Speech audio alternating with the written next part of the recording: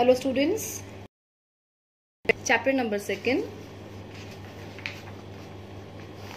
First point is, what is federalism?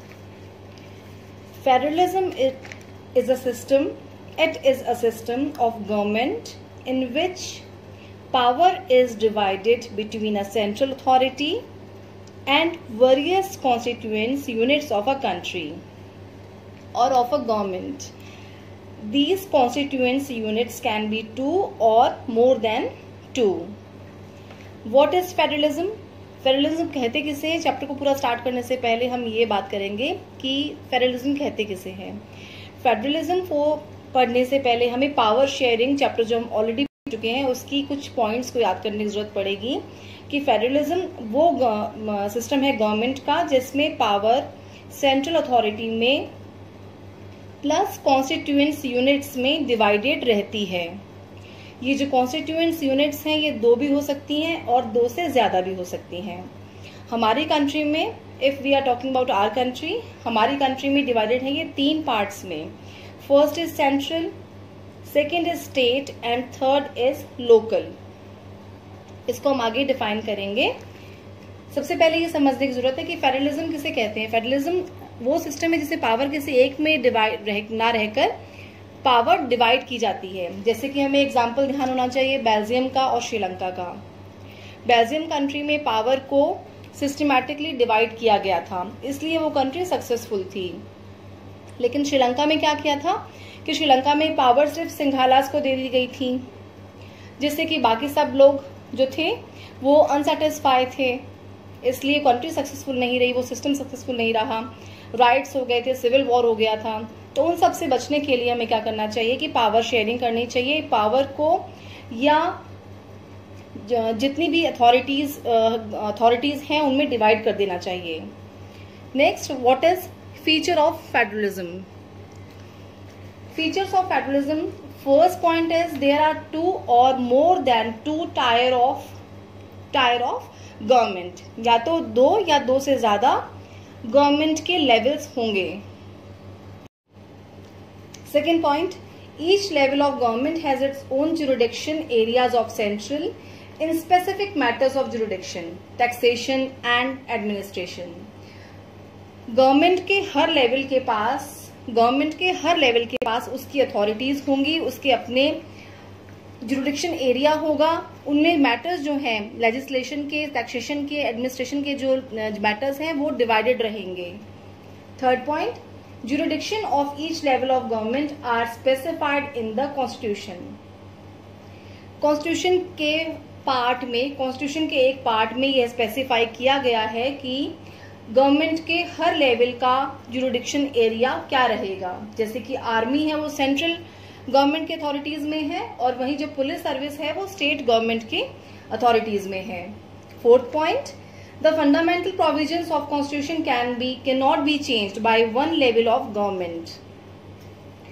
Constitution का जो fundamental provision है वो किसी भी जो गवर्नमेंट के किसी भी एक लेवल, उसको अकेला एक लेवल चेंज नहीं कर सकता. अगर चेंज करना है तो उसको बाकी सब टायर से भी, बाकी सब लेवल से भी परमिशन लेनी होगी. कोई एक लेवल चेंज नहीं कर सकता. In disputes court interprets constitution and makes a final decision. जब कोई डिस्प्यूट हो जाएगा तो सिर्फ कोर्ट है जो कॉन्स्टिट्यूशन को एक्सप्लेन करके फाइनल डिसीजन देगा. एंड नेक्स्ट इज, इसका ऑब्जेक्टिव क्या रहेगा?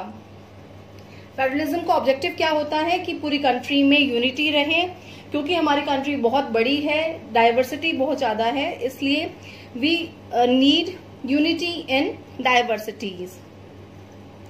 Last point is, sources of revenue for each level of government are clearly specified to ensure its financial autonomy. किसी भी गवर्नमेंट के किसी भी लेवल का जो फाइनेंशियल सोर्स होगा उसको कॉन्स्टिट्यूशन में क्लियर किया गया है. Okay, these were features of federation. And next point is federation. 2 types के होते हैं. Federation are of 2 types.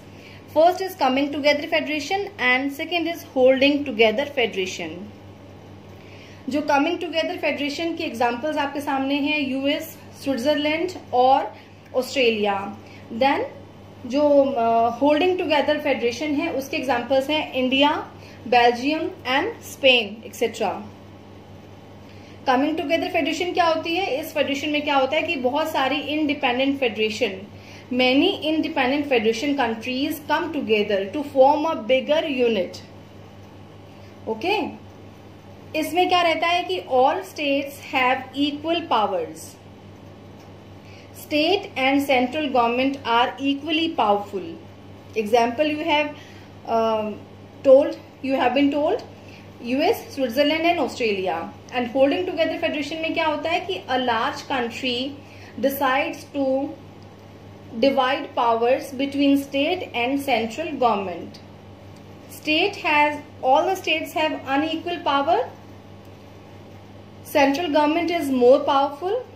आपको ये क्लियर है कि कमिंग टुगेदर फेडरेशन में क्या होता है कि बड़ी बड़ी इंडिपेंडेंट कंट्रीज जो आती हैं वो एक मिलके एक यूनिट बना देती हैं। सभी स्टेट्स को इक्वली पावर्स मिलती हैं, स्टेट और सेंट्रल इक्वली पावरफुल होते हैं। लेकिन होल्डिंग टुगेदर फेडरेशन में क्या होता है कि एक लार्ज कंट्री जो है वो अपनी पावर को डिवाइड करना चाहती है सेंट्रल में और स्टेट गवर्नमेंट में। यहाँ पे स्टेट्स जो हैं इनको इक्वली पावर नहीं मिली होती है, यहाँ पर सेंट्रल गवर्नमेंट ज्यादा पावरफुल रहती है। एग्जाम्पल आपको बता दिया जा चुका है, इंडिया, बेल्जियम एंड स्पेन।